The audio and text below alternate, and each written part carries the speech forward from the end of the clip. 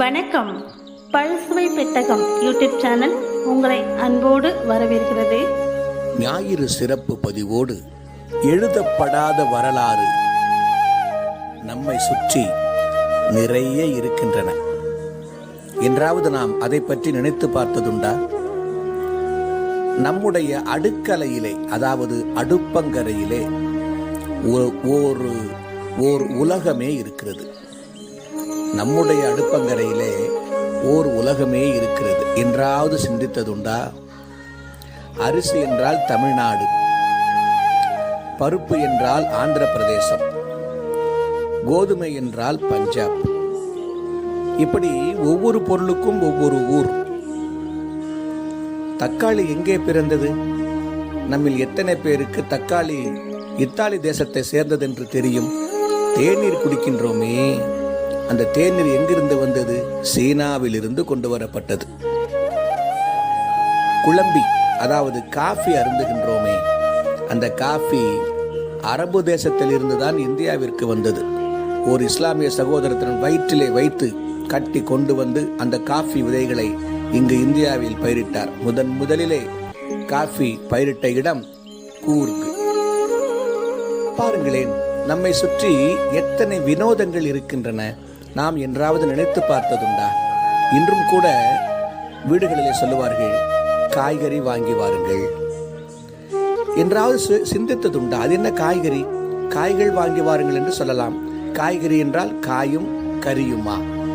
ஆட்டு இறைச்சி, கோழி இறைச்சி என்று கரியுமா கேட்கிறார்கள்? இல்லை, அவர்கள் சரியாகத்தான் கேட்கிறார்கள். அதனுடைய உண்மை பொருள் என்னவென்று நாம் ஆழ்ந்து சிந்திக்கின்ற பொழுது அந்த சொல்லினுடைய ஆழமும் தொன்மையும் நமக்கு புலப்படும். சிலி நாட்டில் இருந்துதான் மிளகாய்கள் இங்கு வந்தன. அதனால்தான் அதற்கு சில்லி என்று பெயரோ என்னவோ எனக்கு தெரியவில்லை. அந்த சிலி நாட்டில் இருந்து மிளகாய் இந்தியாவிற்கு வருவதற்கு முன் அவர்கள் எதை தெரியுமா பயன்படுத்தினார்கள்? காய்கறி என்று சொல்லுகின்றோமே, காய் என்பது காய்களை குறிக்கும், கரி என்பது மிளகை குறிக்கும். மசாலாவிற்கு பதிலாக நம்மவர் அன்று சமையலுக்கு காரத்திற்காக மிளகை மட்டுமே பயன்படுத்தினார்கள். ஆகவேதான் காய்கறி வாங்கி வாருங்கள் என்றால் காயும் அதை சமைப்பதற்கு மிளகும் வாங்கி வாருங்கள் என்று பொருள். மிளகிற்கு இத்தனை மகிமையா என்று கேட்கிறீர்களா? ஆமாம், மிளகிற்கு அத்தனை மகிமை இருக்கிறது.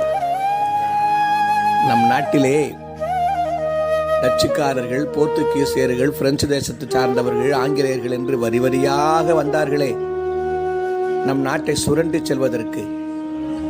குறிப்பாக ஆங்கிலேயர்களை எடுத்துக்கொள்வோமே, அவர்கள் என்ன நம் நாட்டிலே இருக்கின்ற தங்கத்தையும் வைரத்தையும் தேடிய வந்தார்கள்? இல்லை, நம் நாட்டிலே எல்லை மீறி மிளகு உற்பத்தி செய்யப்பட்டது. அந்த மிளகு தங்கத்தை போன்று விலை உயர்ந்த ஒன்று. அந்த மிளகு அவன் கண்களை கவர்ந்தது.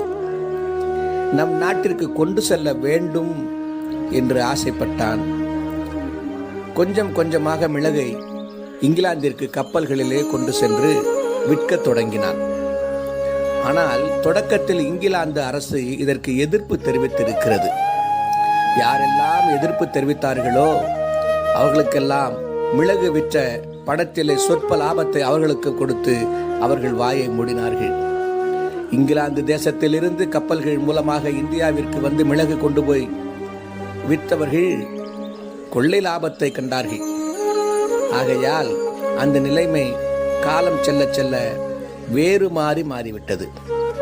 எப்படி என்றால், கப்பல்களையே சொந்தமாக கொண்டு வருவது, தனக்கு வேண்டுகின்ற பொருளை மிளகு வியாபாரிகளை சந்தித்து கேட்பது, அவன் கொடுக்க மறுத்தால் அவனை துன்புறுத்துவது, மற்றவர்களை வைத்து அவனை மிரட்டுவது, இப்படியெல்லாம் கொடுமைகள் செய்து மிகவும் குறைந்த விலையிலே நம்மளிடமிருந்து மிளகை கொண்டு சென்று இங்கிலாந்து தேசத்திலே மிளகை தனித்தனியாக விற்று கொழுத்த காசை பார்த்தார்கள்.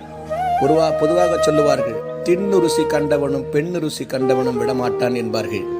அதுபோல அவன் நம்முடைய மிளகை தின்னு ருசி கண்டவன், கொழுத்த பணத்தை பார்த்தவன். ஆகையால் தான் 300 ஆண்டு காலம் இங்கே ராஜாங்கம் செய்து வந்தான்.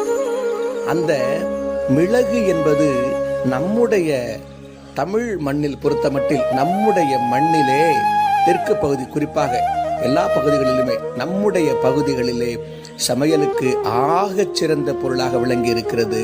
மிளகாய், மல்லி போன்ற பொருள்கள் மசாலா பொருட்கள் இங்கு வருவதற்கு முன் மிளகு மட்டுமே சமையலுக்கு சிறந்த ஒரே ஒரு பொருளாக இருந்து வருகிறது. இன்றும் கூட மிளகு மிகச்சிறந்த மருத்துவ குணம் கொண்ட ஒன்றாக இருக்கிறது. பாருங்கள், காய்கறி வாங்கி வாருங்கள் என்று சொன்னால் இனிமேல் உங்கள் நினைவிற்கு என்ன தெரியுமா வர வேண்டும்? காய்களோடு கறி என்றால் மிளகு என்ற எண்ணம் நிச்சயமாக வரும் என்று நான் கருதுகின்றேன். நன்றி உறவுகளே. மீண்டும் இன்னொரு தகவலோடு அடுத்த வாரம் சந்திப்போம்.